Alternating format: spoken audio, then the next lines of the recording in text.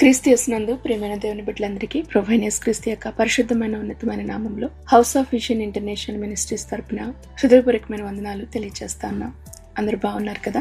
మార్చి నెల 28వ తారీఖు 2026 సంవత్సరం. ఈనాటి వాక్య ధ్యానం యోహాను సువార్త 13వ అధ్యాయం 8వ వచనం. అందుకు యేసు, నేను నిన్ను కడగని ఎడల నాతో నీకు పాలు లేదనెను. పూర్తి వచనం. పేతురు, నీవెన్నడును నా పాదములు కడగరాదని ఆయనతో అనెను. అందుకు యేసు, నేను నిన్ను కడగని ఎడల నాతో నీకు పాలు లేదనెను. ఈ వాక్యం కేవలము పాదాలు కడిగే సంఘటన మాత్రమే కాదు, ఇది విధేయత, పరిశుద్ధత జీవితానికి సంబంధించిన గొప్ప సత్యాన్ని గురించి ఈ వాక్యం బోధిస్తూ ఉంది. నిన్ను కడగని ఎడల అంటున్నాడు ఆయన. ప్రభు చెప్తున్న మాట, నీవు నా చేత శుద్ధి పొందకపోతే నాతో నీకు సంబంధం లేదు. యేసుక్రీస్తు ప్రభు రక్తం మనలను సమస్త పాపముల నుంచి కూడా మనల్ని శుద్ధి చేసేది. మన యొక్క క్రియలను బట్టి కాక ప్రభు యొక్క కృప చేత మనం రక్షించబడతా ఉన్నాం. అంటే మనం బయట చాలా మంచిగా, చాలా నీతిమంతులుగా, ఎటువంటి కపటము, ద్వేషం లేని వారంగా కనిపించవచ్చు, కానీ లోపల భయంకరమైన పాపముతో మనం నిండి ఉన్నాం.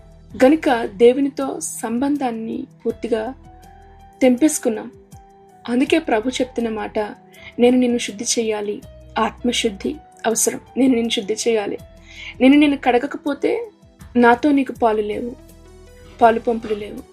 ఇక్కడ పేతురు యొక్క స్పందన మనము చూసినప్పుడు పేతురు అంటున్నాడు, నీవు నా పాదాలు కడగకూడదు అని.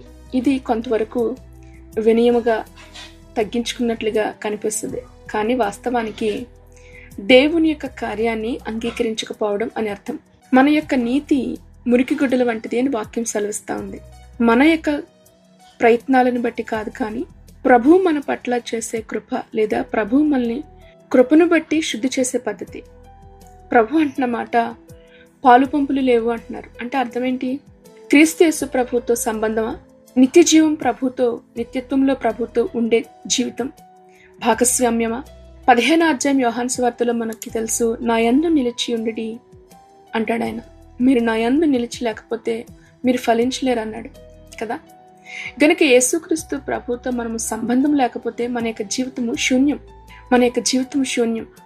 ఈ రోజున చాలా మంది బయటికి చాలా చక్కగా కనిపిస్తూ ఉన్నారు, చాలా పరిశుద్ధంగా, చాలా నీట్గా, మంచి అన్ని విషయాల్లో కూడా అనుభవం కలిగిన క్రైస్తవులుగా ఈ రోజున చాలా మంది కనిపిస్తూ ఉన్నారు. కానీ నిజంగా ప్రభు చేత శుద్ధి చేయబడిన అనుభవము కలిగి ఉన్నారా అంటే ఎక్కువ మంది లేదనే చెప్పగలగాలి.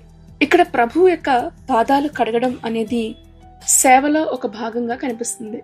మీలో గొప్పవాడు సేవకుడై ఉండాలి అని ప్రభువు బోధించిన మాటే ఇక్కడ ప్రభువు దాన్ని చేసి చూపిస్తా ఉన్నారు. ఏది బోధించారో అది ప్రభు చేసి చూపిస్తా ఉన్నారు.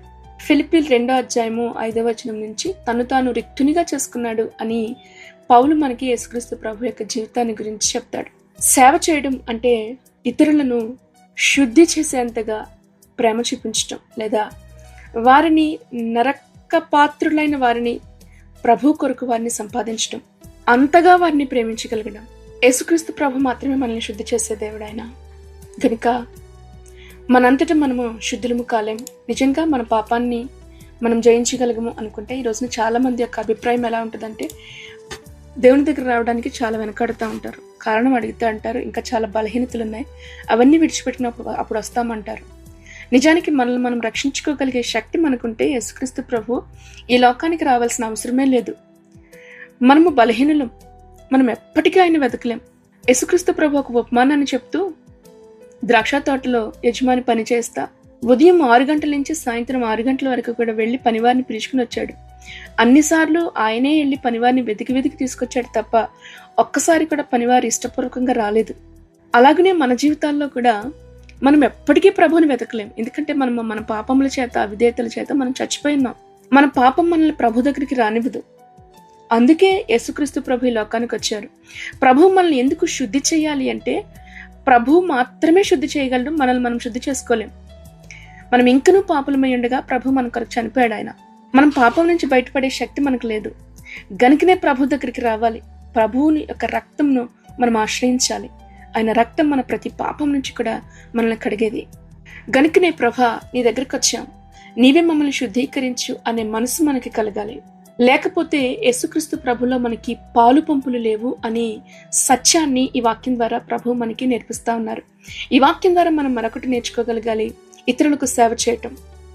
కుటుంబంలో, మనతో ఉన్నవారిలో, సంఘంలో చిన్న చిన్న సేవే కావచ్చు, చిన్న చిన్న పనులే కావచ్చు, కానీ దేవుని యొక్క దృష్టికి ఇవి చాలా గొప్పవి. పేతురు మొదట దానిని నిరాకరించాడు, కానీ తర్వాత దాని యొక్క భావాన్ని అర్థం చేసుకున్నాడు. కనుక మన జీవితంలో కూడా ప్రభు పనిచేయడానికి మనం అనుమతించగలగాలి. అడుగుదాం, ప్రభు నన్ను శుద్ధి చేయండి అని మనము ప్రభువుకి మన యొక్క హృదయాలు, జీవితాలను మనం అప్పగించినప్పుడు ప్రభు మనల్ని శుద్ధి చేయగలుగుతాడు ఆయన. చాలా మందిని ఈరోజు నిజంగా ప్రభుతో మీకు సంబంధం ఉందా, పాలు పంపులు ఉన్నాయా అంటే అది కేవలం పేరుకు మాత్రమే క్రైస్తవుడిగా బ్రతికేవారు చాలా మంది ఉన్నారు.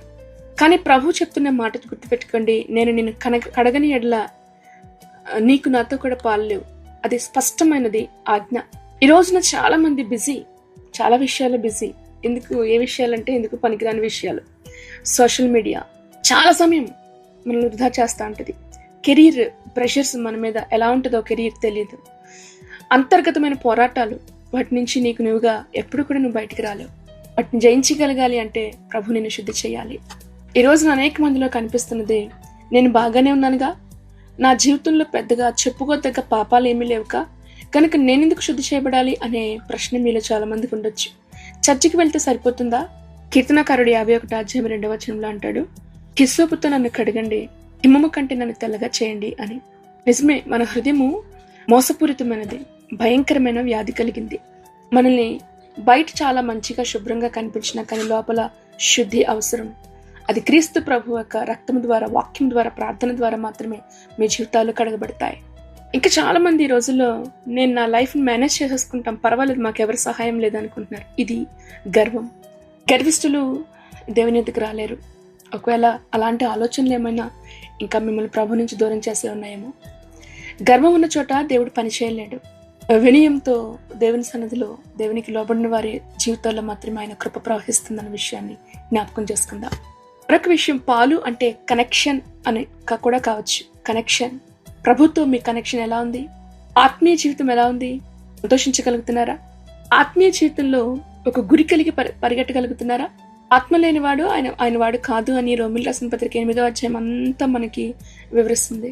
రోజున మీరు చర్చిలో ఉన్నారు, కానీ ప్రశ్న, మీరు క్రీస్తులో నిలిచి ఉన్నారా? ఈరోజున ప్రభువారు మిమ్మల్ని శుద్ధి చేయడానికి పిలుస్తూ ఉన్నారు.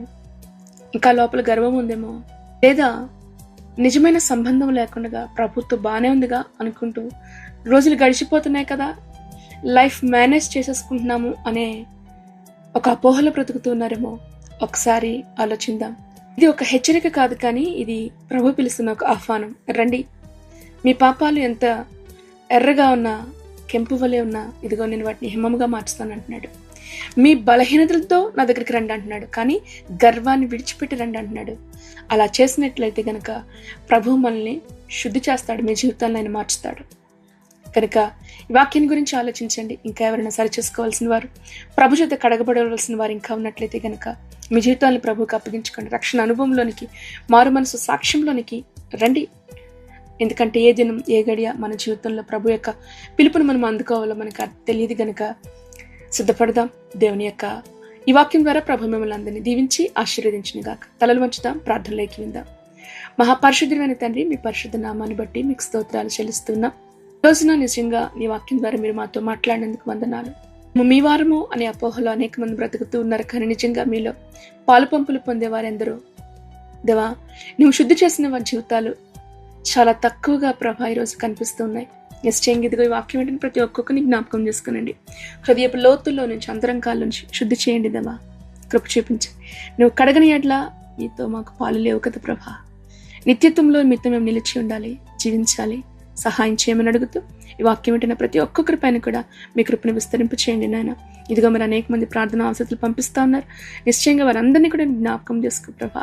అయినా వారి యొక్క జీవితాలలో నువ్వు మేలుని జరిగించండి. బిడ్డల యొక్క భవిష్యత్తుని నీవు ఆశీర్వదించు. చదువుల్లో మీరు తోడేని నడిపించండి. ఉన్నతమైన చదువులు అభ్యసించడానికి వారు ప్రయత్నం చేస్తుంటుండగా దేవా, మంచి సీట్లు వారికి రావడానికి సహాయించి, ఉద్యోగ ప్రయత్నాలు చేస్తున్న బిడ్డల్ని జ్ఞాపకం చేసుకో. మంచి ఉద్యోగాలు వారికి దయచేయండి. దేవానికి స్తోత్రాలు. ఇదిగో భయంకరమైన ఆర్థికపరమైన ప్రభా సంక్షోభంలో ప్రపంచం పడి ఉంటుండగా నువ్వు సహాయం చేయవా, బలపరచండి. ప్రతి ఒక్కొక్కరి ప్రభా ఆర్థిక సమస్యలు కూడా నాయన మీరు తీర్చండి. అప్పుల భారం నుంచి మీరు విడుదల చేయండి. అనారోగ్య స్థితిగతుల నుంచి నువ్వు విడుదల చేయి. స్వస్థతను విడుదల దయచేయి. చీకటి దురాత్మ చేత ప్రభు పట్టబడిన వారిని జ్ఞాపకం చేసుకో. గొప్ప వెలుగుతో నువ్వు నింపి నడిపించమని ప్రభు యేసుక్రీస్తు నామంలో ప్రార్థించి నీ బిడ్డలను ఆశీర్వదిస్తున్నాము తండ్రి. ఆమేన్. ఆమేన్. ప్రభు యేసుక్రీస్తు కృప మీ అందరికీ తోడయుండి నడిపించును గాక. ఆమేన్.